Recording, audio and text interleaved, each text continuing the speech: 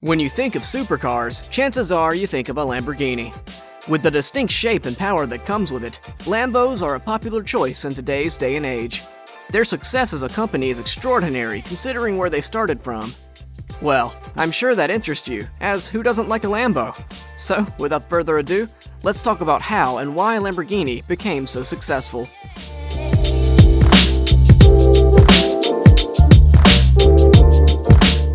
Just like all our previous videos, we'll start with the history and origins of the company, which would place us better to understand how and why it became successful later on. The Lamborghini company all started with the founder of the company, Ferruccio Lamborghini. First, let's shed some light on Ferruccio, as his personality played a huge role in developing the company we now love and adore. It all started when Ferruccio was born in the rural setup of Italy in the year 1916. Despite his humble beginnings, Ferruccio was always interested in engines, and it looked like he would wind up somewhere near cars for his career. Well, before that could happen, he joined the army for World War II. As there were no mechanics in the area, Ferruccio became the main man as he had an idea to repair cars. Many people depended on him if their automobiles broke down during the war. However, when his base camp was attacked by the British, he was taken prisoner and had to stay away from home for some months. When he came back, he had a fresh life in front of him. He could do whatever he wanted, and thus decided he wanted to start his own tractor company. His passion for engines and automobiles soon bore fruit, and he became one of the biggest suppliers of agricultural tech in the country, ranging from the tractors to smaller parts. Talk about a rapid rise. But we all know Lamborghini as a supercar and luxury car company, not a company that sells tractors. Don't worry folks, we'll get there soon. You need to understand the origins of the story first so that you can understand what prompted Ferruccio to first start making supercars. We got a little sidetracked there, so let's continue with the story. So, Ferruccio continued to impress all of Italy with his wide array of tractors that were given extraordinary functions which weren't usually seen in tractors at the time. This made it really popular in the agricultural sector. His Carioca tractors had powerful military-grade engines and were one of the best products from his tractor lineup. Given his popularity in the agricultural sector, Ferruccio had no reason to start producing supercars. However, one moment changed it all. Let's get right into it. Due to his successful business selling tractors and other agricultural equipment, Ferruccio had the financial capability to live his life in luxury. And being the automobile fanatic he is, he invested a lot of money into the super and luxury cars of the time. He had bought a lot of cars such as the Mercedes and the Maserati, but one of his favorites was the highly popular and stylish Ferrari.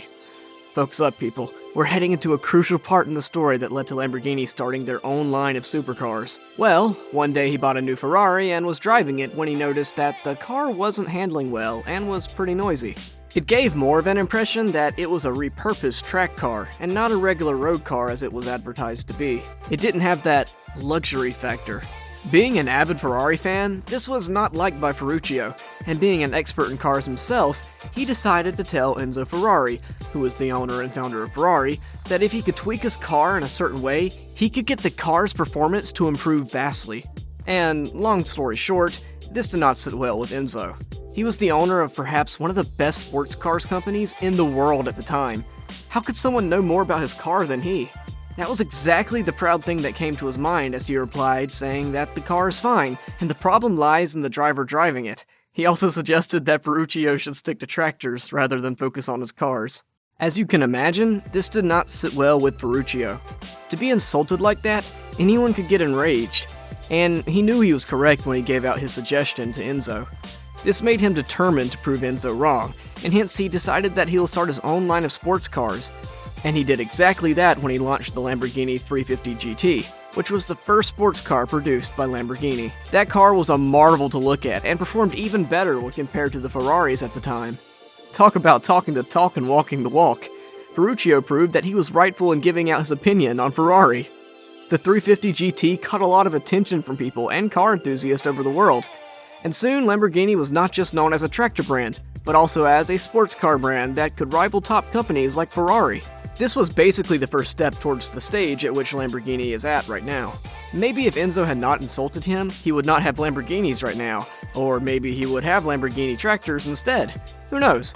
The main takeaway is that one insult led to the start of a company that later became one of the most recognized supercar companies in the world.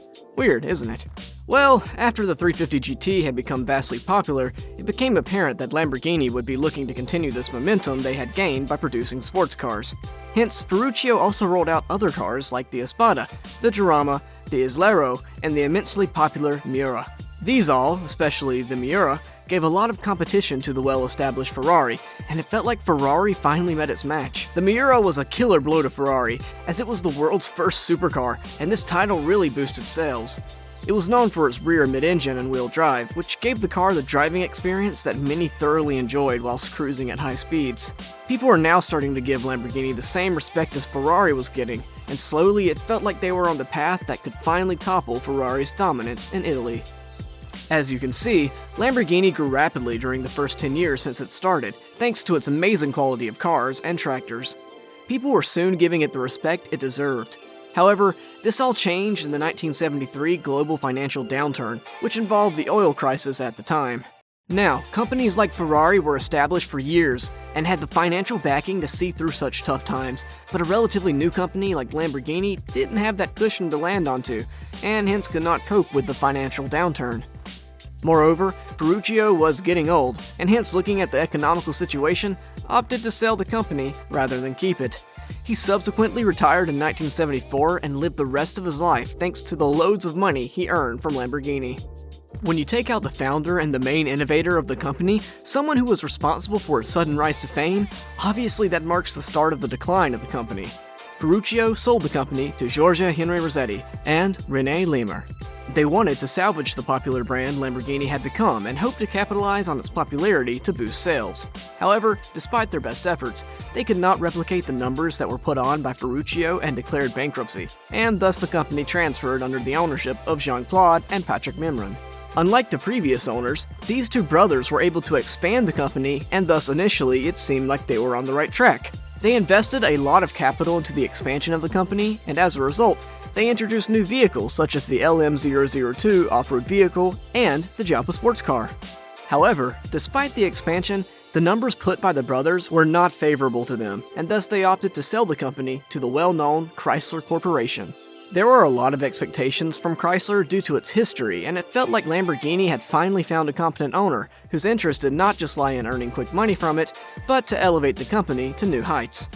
Chrysler did make some good changes, like introducing the Diablo, which proved to be a popular choice later on.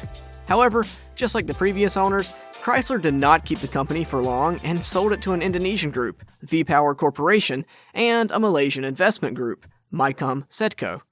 Now, the year is 1994. So, basically, for the last 20 years, the company was being sold to different owners. 20 whole years. Imagine if Ferruccio was still at the helm of the company. He would have really done something amazing up till now. I am sure you can see a trend now. The company was just basically juggling between different owners, and not a single one was willing to keep with the company and try to revolutionize and successfully market the product Lamborghini offered. It's a shame how these owners are passing the opportunity of owning such an amazing company. However, I'm sure they now regret the decision of selling the company in the first place. This tale of buying and selling came to an end after the investment group sold the company in 1998 to the infamous Volkswagen Group. Now, finally, after 24 years, Lamborghini finally had found a competent owner, which knew how to produce and market cars. Volkswagen placed the car under its highly successful division, which had lots of experience in sports cars, the Audi division. And afterward, as we all know about Volkswagen products, the Lamborghini brand flourished. The company was planned right to the minute detail. New cars were being developed, new model lines and different type of functionality was being introduced. However, Volkswagen did not tinker with the name of the Lamborghini brand. They did not even mention their name alongside the Lamborghini brand. They wanted to keep that exclusivity and luxury reputation the brand was known for, and thus Volkswagen kept it private from the rest of its wide array of different car brands. You would think that a group of Volkswagen stature would easily take the brand onto new heights, which they did eventually, but it wasn't without hardships along the way. For example, in the late 2000s, the future of Lamborghini was in doubt when they saw a staggering 50% drop in sales due to the financial crisis at the time. However, unlike its previous owners, Volkswagen had both the financial power and the experience to see this through. Remember when I said that the Lamborghini brand was placed under the Audi division? Well, as they got their hands on the company, the engineers were set to work. The first car they released was the Murcielago. The car proved to be a hit, and compared to the measly 200 Lamborghini Diablo sold annually, the Murcielago sold an amazing 442 units the year it was launched. Now, this was a pretty good increase and must have motivated the engineers at Audi even further. They managed to sell more than 4,000 Murcielagos in the subsequent decade, which clearly showcases the success and popularity of the car. A big change to note in the Murcielago was the change in the approach. Previously, Lamborghini was about building power and fast cars. However, Audi and Volkswagen opted for a car that was more suited to the daily user. They increased the performance and speed over its previous version, sure, but this change was controlled. More preference was given to the driving experience and its feasibility to enter certain areas. This change was not liked by many car enthusiasts, but given the fact that Audi had gotten a company that was not performing as well as it should in sales, it was an amazing move as it really broadened the customer base for Lamborghini.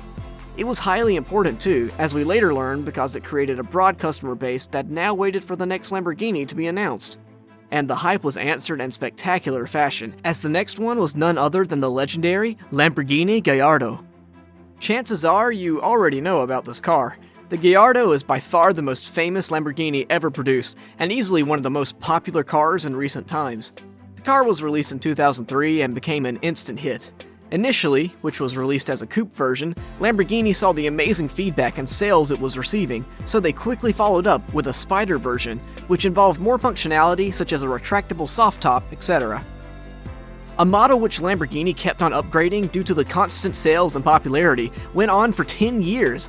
From 2003 to 2013, the company kept on rolling out multiple Gallardos, each one better than the previous one.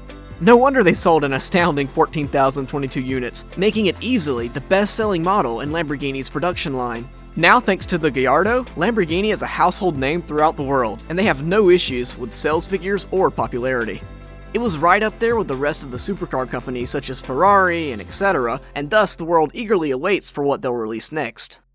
After the success of the Gallardo, Lamborghini rolled out the Huracan in 2014. They knew that the Gallardo was immensely popular, so they did not change the shape in any major way. They just refined it, changed the rear and front a little, and voila, we have a much flashier and more modern-looking car. As you can imagine, this model also was popular, and Lamborghini released a lot of versions of the car, ranging from the Huracan Evo, the Huracan Spider, and the Huracan STO. They also bumped up their production, and this increase in supply was equally met with an increase in demand.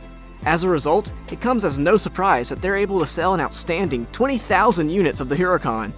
Besides the popular Gallardo and Huracan series, Lamborghini also has the Aventador and the Urus series.